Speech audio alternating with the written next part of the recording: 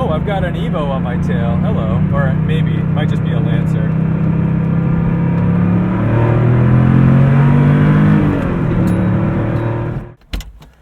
Well, I know that this is probably pretty controversial, but I don't think Carol fed her husband to the tigers. Hey guys, I'm Tedward. This is my 1988 Porsche 911 Carrera, and it is filthy. I think you can even see some strings of the spider webs coming over it, but I just pulled it out for spring, and I actually just had about $3,000 worth of work done on it right at the end of last season. So I got the car back, and it immediately went back into storage. So it had been covered, but it was a little dirty when it was covered, which, you know, is not a great idea, but I guess this is what we're left with. So once I get a chance to really dig deep and detail it, then it'll start really shining. But, you know, single stage paint, and everything from here forward has actually been repainted, which makes me very nervous about you know, taking any kind of compounding to it.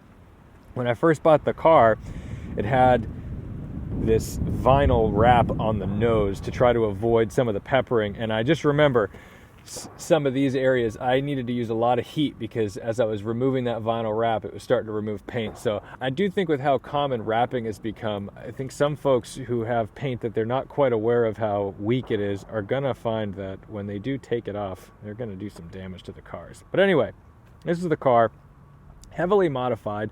I've got the turbo Fuchs and the turbo brake calipers on it. That's a really cool thing to have on these cars, because these are tough to find, and they're getting real expensive. When I had these Toyo R888Rs put on, I'm always kind of stressed out when I look for people to mount tires for me, and I thought, you know what, I'm going to go to a Porsche dealership because they'll be careful.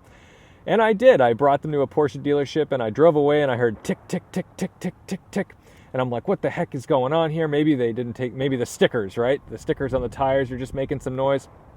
Tick, tick, tick, tick, tick, tick, tick. So finally I put the car up and I checked it out. I spun this wheel, and I saw the ticking, and they had stacked wheel weights to the point where they were hitting my calipers. And I'm like, you know, this means that a Porsche dealership with supposedly very qualified, certified ASME techs can't even figure out how to put a wheel weight on a sports car. So choose your shops wisely. That's my advice. We've got the 993, or I guess they might even be 964, but I think these are 993 mirrors, and an SCRS tail on here. It's not the turbo tail, it's not the whale tail, and it's just a fiberglass wrap. It's nothing too fancy. The rough bumpers are a nice touch, and we broke one of these when it was in service up at KMC, and the guy who owns KMC, Tim, was nice enough to go and hunt these down for me. We really had no idea where they came from. Turns out these are, I think, from a BMW 2002. We were looking at Austin Healey ones too, but yeah, these little guys were pretty hard to find. They only came in chrome, so he actually had them painted for me, so much appreciated, Tim. Finally got my sticker on here. These are $5 a piece. If you want one, go ahead and just DM me on Instagram, Tedward_IG, and we'll hook it up. I've just been doing Venmo, kind of a simple deal, very small operation. I've got this little half cage in here. I did not install this, it's just bolted in. I don't love the way it's in the car, and it's probably one of those things which will kill me. Yeah, it'll probably kill me if I crash it. You know, sturdy, but it makes some noise when you're driving for sure. And we've got these Recaro pole positions with these 6-point harnesses, which I don't use because those will also probably kill me too. I'm not driving around with a Hans device, and if I do get in an accident, I don't really want to snap my neck. Inside the car, in classic Porsche fashion, if you don't know, it's always on the left side. Well, I guess unless you have a right-hand drive car, then it would be on the right side. But it's on the side closest to the door, I believe. Power windows. That's the good window. That one's a little bit slower, and in warm temperatures like it is today, moves very fast. Gauges, they were tilted when I bought the car. Look, it's just one of those things where having red lines straight up and down makes it a little easier to follow that tack, and then the only reason you would change the speedometer is just to match that angle side to side. So That's it. Some people hate it. Some people love it. Some people send me hate literally anytime I post interior photos of the car. That's fine. You're engaging. Car has 86,000 miles on it, and I think I owned the car for 3.5 years before I found out that it had an ashtray. Not that I'm using it, but hey, glove box. Very usable car. I mean, other than the fact that I've got the cage back here, there's plenty of space. It's actually, I got a lot of headroom too. A lot of cars I get into, even the M3, especially with the POV setup, I'm wearing a baseball hat, and the brim of the hat will hit up here. In the Porsche, it does not, so I appreciate that. Got the Wevo shifter down here, and then of course our fun controls for the HVAC system, which are kind of a joke. Honestly, who the hell knows how this works? Some of these old Porsche nerds know exactly how to do this. I just know that if I push this to, 1, 2, 3, or defrost, all I know is that I pull up on these. It's gonna turn on the fan and open the cowls, so it's bringing heat in from the engine. And then it basically just smells like an airplane. If you've ever been in like a small Cessna, that smell of the heat is literally what this car smells like. Let's start her up.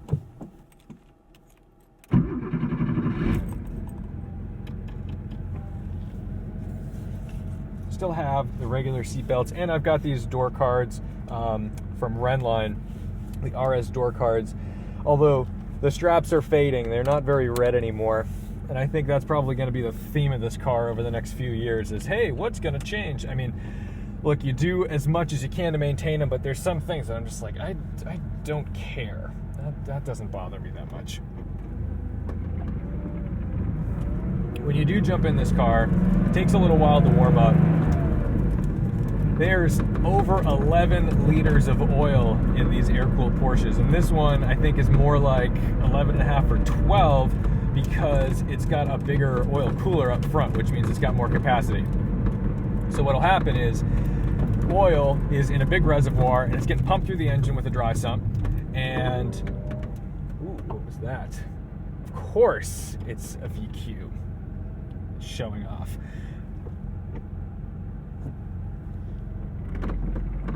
Oil's gonna go and just get circulated in the back of the car until you tick over around 180 degrees Fahrenheit.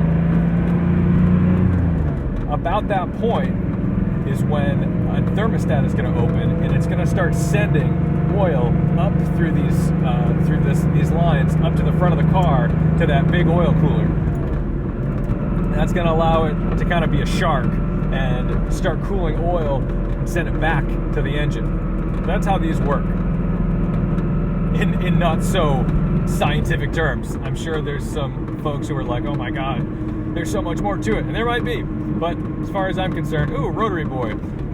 That's what's up. He doesn't give a shit about me. This car is really easy to drive. One of the things that makes it more drivable, and you can hear all of the cage creaks and ticks and all that fun stuff. One of the things that makes it more drivable is that it has a Steve Wong chip in it, and it's a very distinct difference between stock and tuned. When you tune this car, A, it gives you a whole bunch more power and usable torque, and B, it's so much easier to drive. Everything about it just becomes easier to drive. So for that, I would recommend, if you've got an air cooler, definitely go ahead, get it tuned, because you're leaving a lot on the table.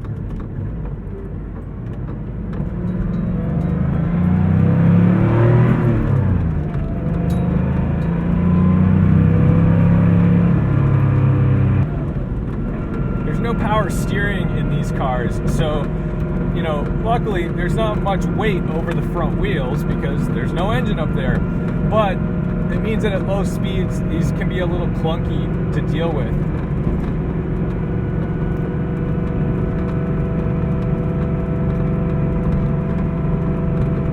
Parallel parking is, really all you have to do is just have the car moving before you turn the wheel. And frankly, you should be doing that in any car. It's better for the steering rack to put less stress on it than to be trying to turn the wheel while you're standing still.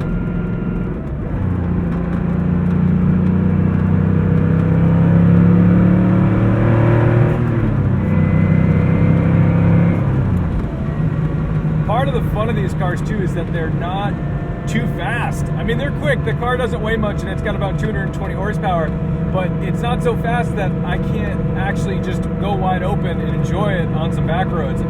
New cars, I mean, heck, you get into like a new BMW, you go wide open through 2-3 gears, you're going to jail. New cars are fast.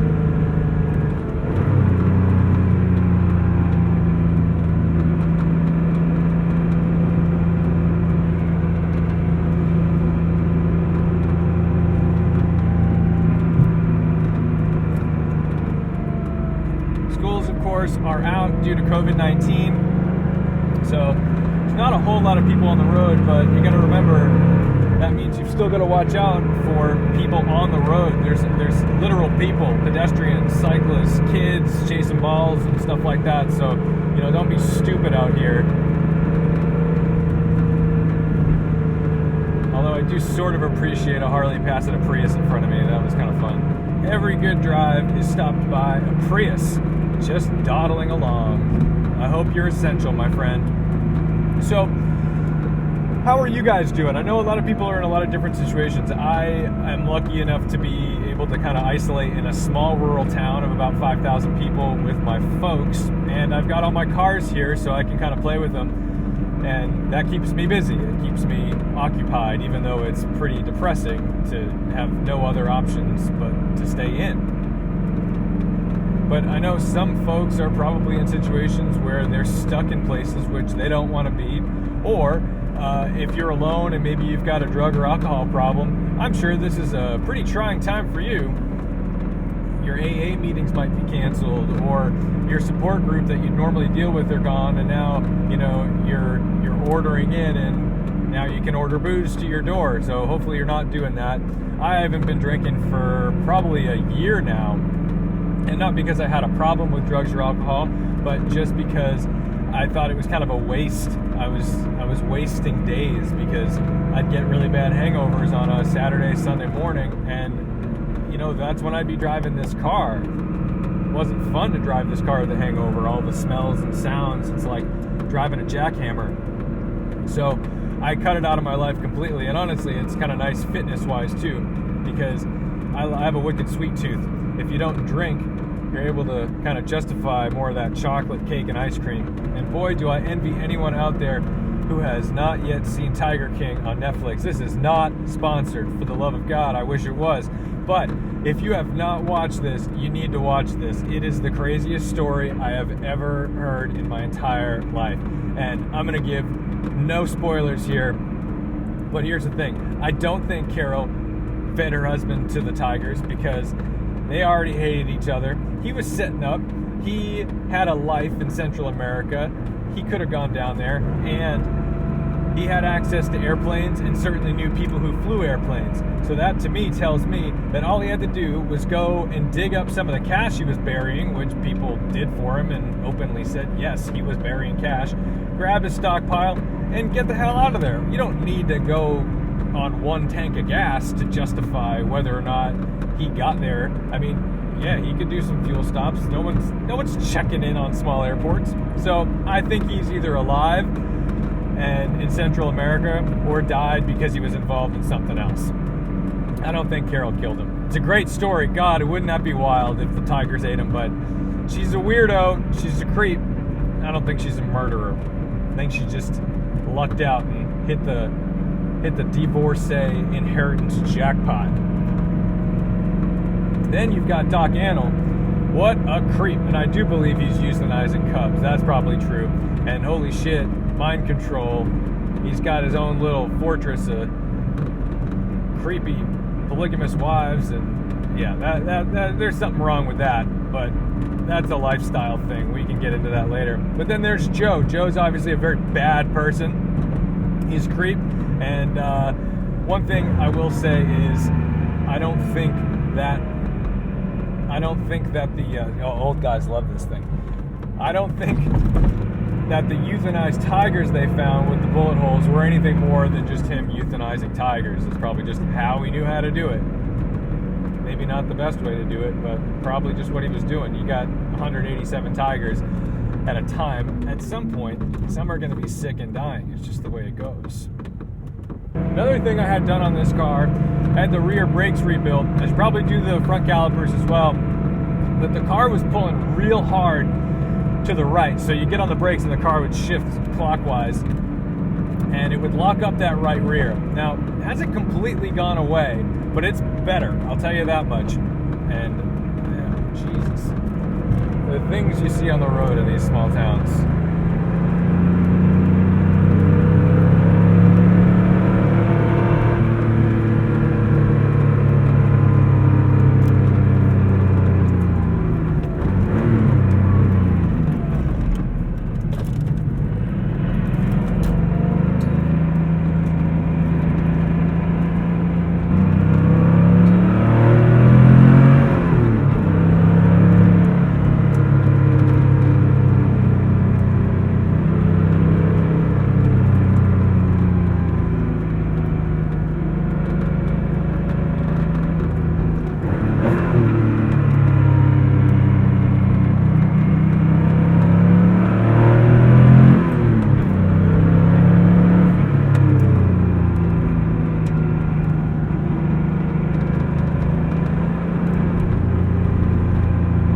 Smart thing they just started doing in Boston, due to the kind of shelter-in-place orders that we've got, is they're no longer going to be ticketing for inspection or registrations. I don't know if that's for the whole state of Massachusetts or just for the city of Boston, but they don't want people having to go out to the RMV or go into inspection stations. And frankly, they were still ticketing people for all kinds of ridiculous things, and people are told to stay in their homes.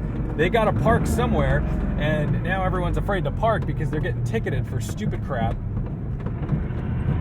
So, you know, good for you, Marty Walsh. I'm glad that you put that order in place. It relieves some of the pressure from people.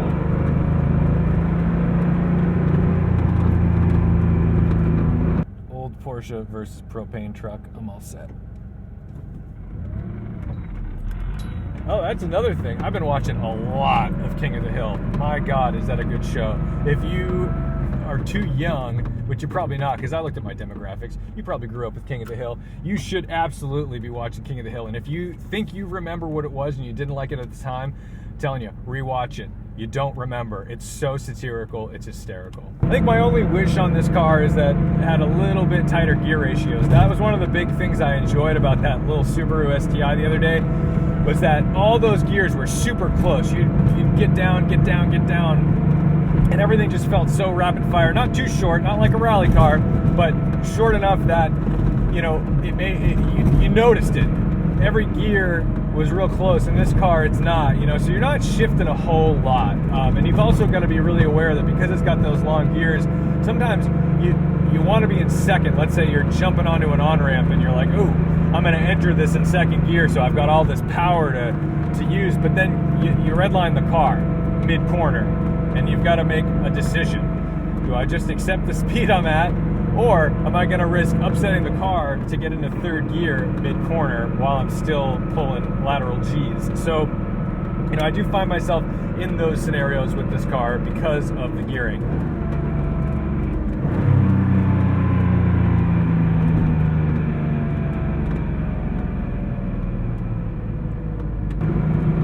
What I would give to have these all freshly paved. I'm loving, oh, I've got an Evo on my tail. Hello. Or maybe, it might just be a Lancer.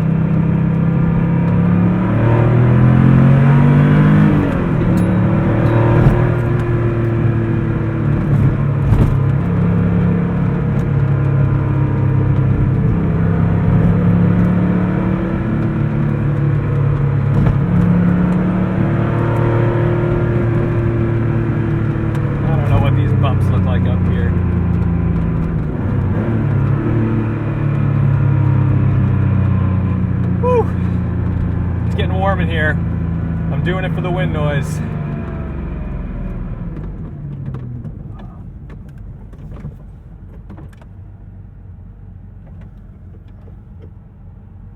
Oh, we got a friend.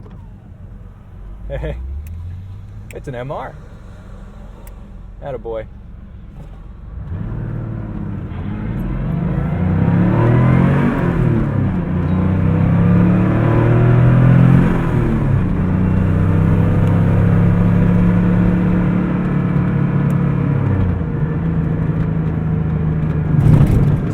about as much social interaction I've had in the last few days, other than my mom and dad.